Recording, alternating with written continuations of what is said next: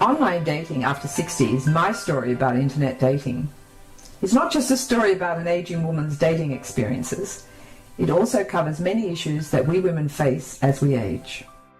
A few years ago, I left my urban lifestyle to live in a small village in the Australian Blue Mountains. Unfortunately, the mountains community did not accept me.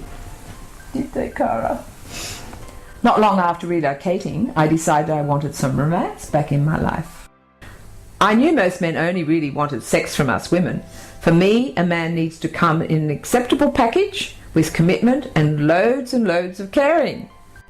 I didn't want to stay at home knitting, so I decided to try online dating. I'm probably not supposed to say this. I still love sex, unlike many women of my age. Naturally, I was worried about taking on a new man, as I was over 65 and gravity had taken over my once firm body. Most of the book covers the hilarious and disastrous experiences I had on the internet dating sites. I couldn't believe what some guys were up to. When my agent presented this book to the publisher, she wrote, "Carole is an aging woman who is still trying to hold on to her looks, her figure and her long hair." Within days of my profile going online, the man of my dreams walked into my life. The following week, he was in my bed and I was besotted.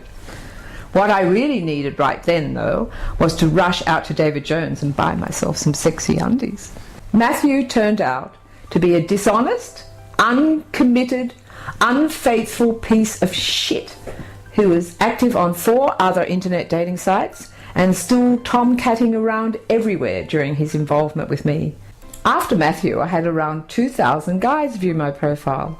Of these, I had online contact with 38 and dates with 9. I only allowed one of them back into my bed. Towards the end of the book, I review my life and online dating.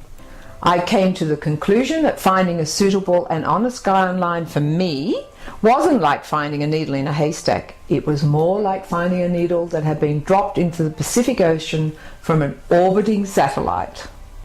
On the upside, at least online dating gave me more options to find a man than if I'd been sitting at home knitting. The story is set in the Australian Blue Mountains, Sydney and Melbourne. Many of the scenes in the book are hysterical. I'm not so sure it was so funny for me at the time. So, happy reading!